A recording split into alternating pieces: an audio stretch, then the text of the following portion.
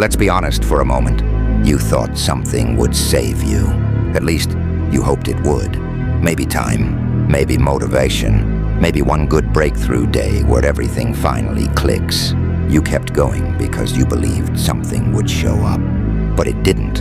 And that silence you felt, that wasn't bad luck. That was reality introducing itself. The world doesn't respond to hope. It doesn't reward effort just because it hurt. And it definitely doesn't stop because you're exhausted. When everything fails, discipline is the only thing that stays. Not because it's kind, but because it doesn't care how you feel. You're not broken because you're struggling. And you're not special because you're in pain. Pain is everywhere. Failure is crowded. Struggle is normal.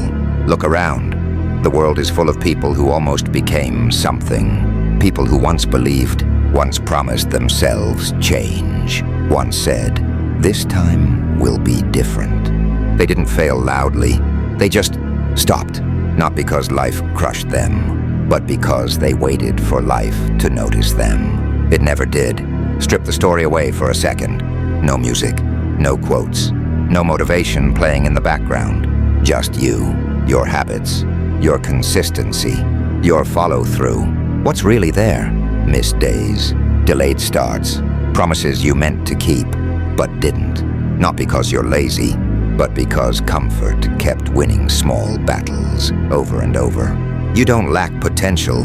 You lack something colder than belief. You lack obedience to a system that doesn't care about your mood.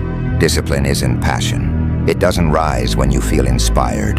It doesn't ask how your day went. It doesn't wait for confidence. Discipline is showing up when every part of you wants to disappear. That's why it's rare. Not because it's complicated, but because it's lonely. You've been waiting for clarity, for confidence, for fear to go away. But here's the truth nobody likes to hear. Fear doesn't leave first. Clarity doesn't come first. Confidence doesn't appear first. Action comes first. Messy, uncertain, uncomfortable. And only after repetition does the fog slowly clear. Ippo didn't become strong because he believed in himself. He became strong because he showed up on days belief wasn't even present. He ran when no one was watching. He trained when nothing felt different. He repeated when progress was invisible, not because it felt meaningful, but because discipline doesn't ask why. Motivation feels good. That's why people love it. But motivation leaves the moment life gets heavy. Discipline stays, quiet, boring, uncelebrated, and that's where real strength grows. Right now, you're standing between two paths. One feels warm, explains everything, comforts you. The other feels empty, silent, repetitive. Most people choose warmth. They call it healing. They call it balance. But only one path actually changes you. Right now, you're standing between two paths. One feels warm, explains everything, comforts you. The other feels empty, silent, repetitive. Most people choose warmth. They call it healing. They call it balance. But only one path actually changes you. The world doesn't hunt weakness out of cruelty. It does it because weakness costs too much. Weakness needs reassurance. It needs permission. It needs to be understood. Strength needs rules. That's it. You don't need someone to understand you. You need structure. And structure doesn't feel loving. It feels strict, unfair, repetitive, like doing the same thing again, even when nothing seems to change. That's how you know it's working. Pain isn't telling you to quit. It's pointing at what's undeveloped, where you still expect ease, where you still negotiate.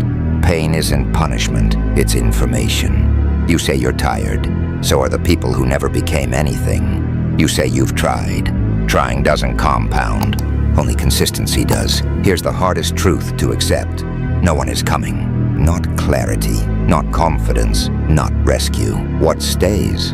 When motivation disappears, when belief collapses, when emotion burns out, is what you trained yourself to do without wanting to. That's discipline. Once you see this, comfort stops feeling comfortable. Skipping days hurts more. Excuses taste worse. Delay feels heavier. Because now you know. The problem was never failure. It was inconsistency. Consistency feels awkward at first. almost embarrassing, doing the same thing again, with no applause, no validation, no visible progress. That's where identity starts to crack. That's why people run. This isn't supposed to feel good. This isn't a safe space. This is where illusions die, where you stop waiting and start obeying. Life isn't cruel, it's indifferent, and indifference only responds to pressure, applied daily, without emotion, without drama. You don't rise when you're ready. You rise when your habits won't let you stay the same. And right now, your habits are telling the truth. This is where comfort begins to fail, not because it was taken from you, but because it stopped working. You can't motivate your way forward. You can only discipline your way through. This isn't transformation yet. This is the moment before the forge, where excuses lose power, where responsibility becomes unavoidable, where the question changes from, can I do this? To, how long will I keep avoiding the work? The world won't answer that. It will wait. And when everything else falls apart, discipline will still be there, waiting for you to choose it. At first, discipline feels like punishment. Not heroic, not powerful, just heavy. You wake up and there's no excitement, only obligation. No spark, no rush, just something waiting for you, whether you like it or not. And that's where most people break, because they expected discipline to feel like progress. It doesn't. It feels like doing the same hard thing on days that look exactly the same. This is where pain changes shape. It's no longer sharp. It's dull, persistent, a quiet resistance inside you that says, you've done enough. But enough never built anything worth keeping. In the forge, no one is clapping. No one notices you waking up early. No one cares that you showed up again. No one praises consistency. That's silence. That's the test. Because if you need recognition to continue, you're not disciplined, you're dependent.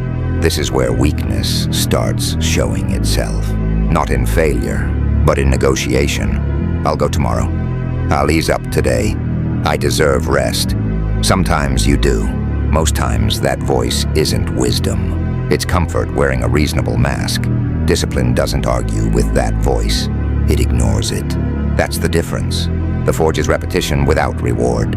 Same movement, same routine, same exhaustion, day after day.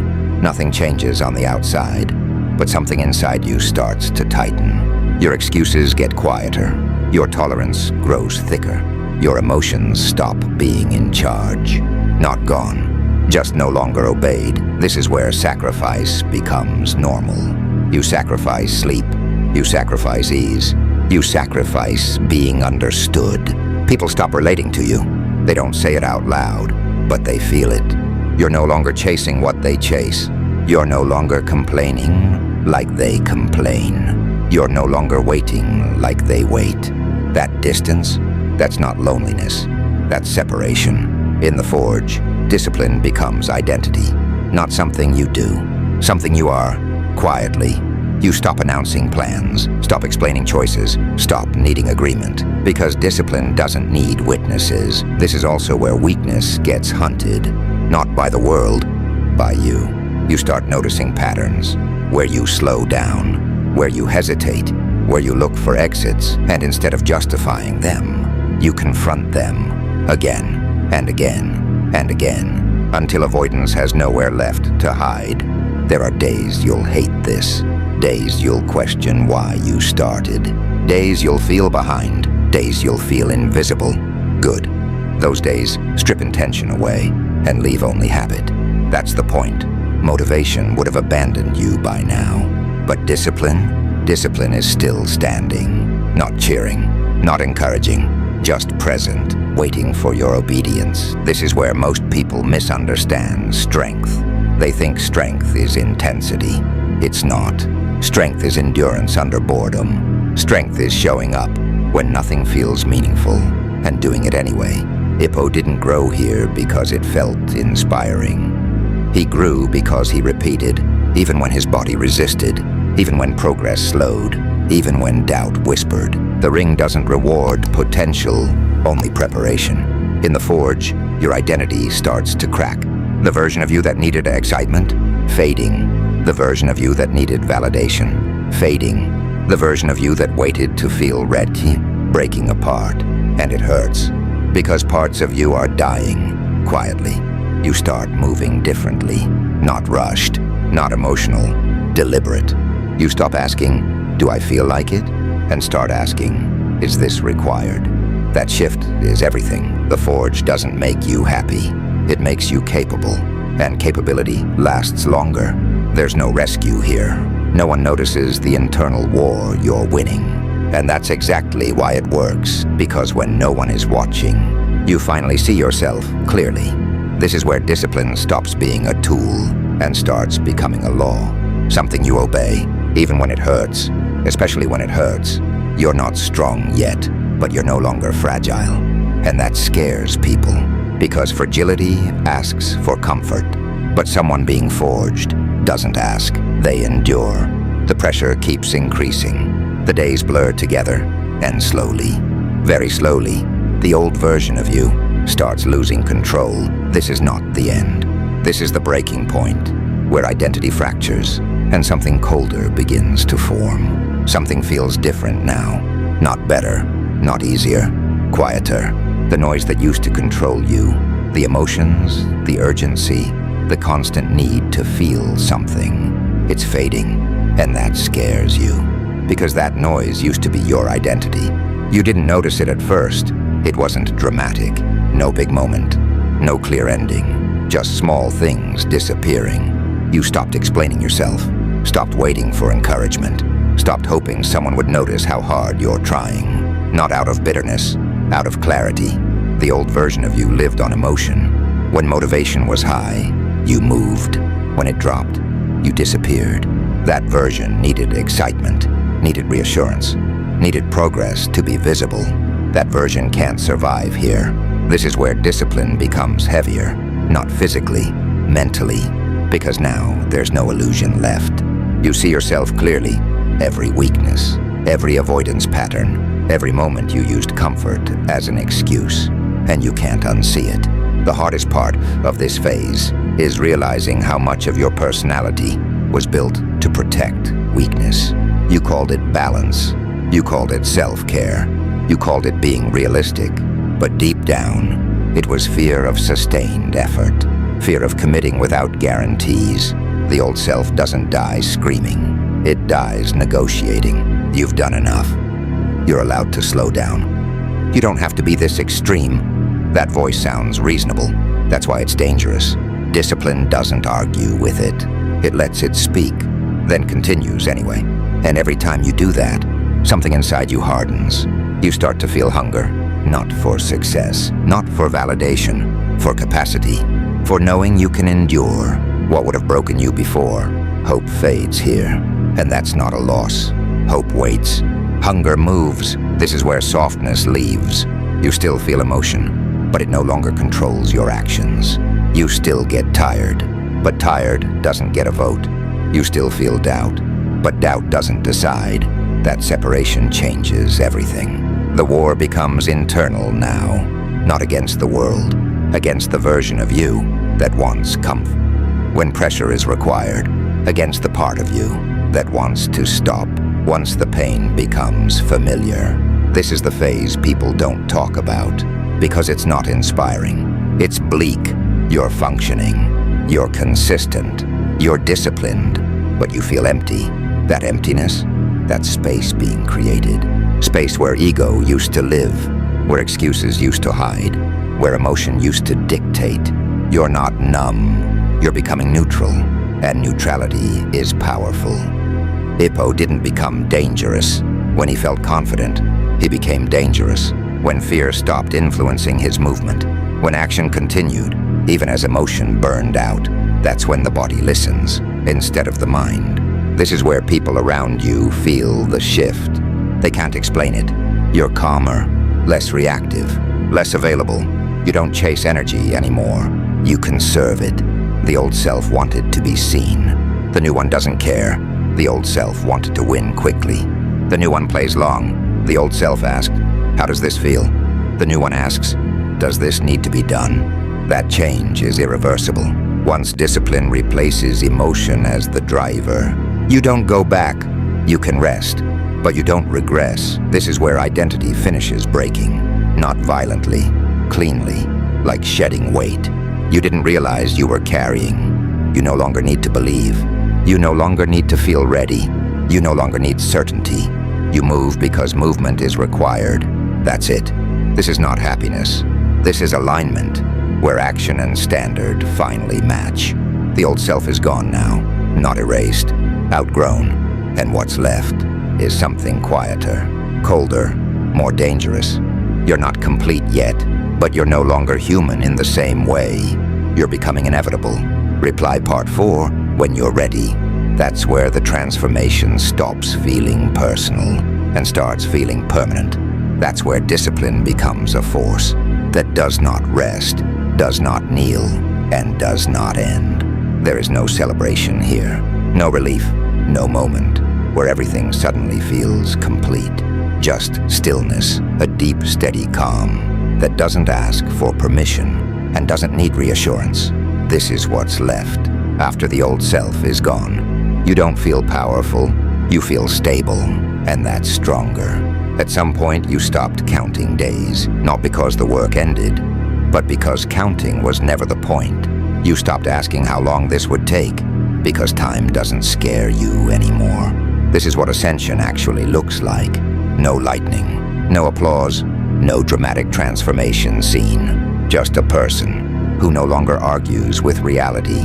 You wake up and you move, not because you're motivated, not because you're inspired, not because it feels meaningful, but because this is who you are now. Discipline isn't something you summon anymore. It's automatic, like breathing, like gravity. You don't ask if you'll show up. You already did. This is where people misunderstand you. They think you're cold. You're not. You're just no longer leaking energy into things that don't matter. You speak less, explain less, react less, not because you're empty, but because you're full of direction. The world hasn't changed. It's still unfair, still indifferent, still loud with distractions, but you move through it differently now. You don't chase it. You don't fight it. You outlast it. There is no finish line here. No moment where discipline relaxes its grip and says, "You're done." That moment doesn't exist. And strangely, that's freeing. Strength isn't a destination. It's a dependency. Once you taste what consistency does, once you feel what endurance builds, once you realize how dangerous you become, when emotion stops running your life, you don't want to go back. Discipline becomes an addiction. Not the loud kind, the quiet one, the kind that makes comfort feel uncomfortable, the kind that makes chaos feel noisy, and structure feel peaceful. You no longer ask if something is worth it. You ask if it aligns with the standard. And if it doesn't, you let it go. People, habits, excuses, no anger, no drama, just removal. You've become something difficult to shake because your strength isn't emotional. It doesn't spike. It doesn't crash. It accumulates. When motivation disappears, you continue. When life hits, you adjust. When progress slows, you stay. That's inevitability. Ippo didn't become a force because he won every fight. He became one because quitting was no longer an option. He recognized the ring didn't define him. The routine did. You're not chasing greatness anymore. You're executing standards daily, silently, relentlessly. There are still hard days, still fatigue, still resistance, but now they feel familiar, manageable, almost expected. Pain doesn't scare you, it informs you. Failure doesn't define you, it corrects you. Silence doesn't bother you, it sharpens you. You've stopped needing proof. Your actions are proof enough. This is where discipline becomes a force of nature. It doesn't negotiate, it doesn't rest, it doesn't end. It just moves forward. You are no longer asking life for permission. You're responding to it with consistency. There's no arrival, no enough. No version of you that gets to stop maintaining this, and you don't resent that anymore. You respect it, because now you understand. The war never ends, and that's not a curse. That's the power. You don't kneel, you don't wait, you don't drift. You move, again tomorrow, and the day after, and long after motivation is forgotten. When everything fails, when belief collapses, when emotion disappears, discipline remains. And now, so do you.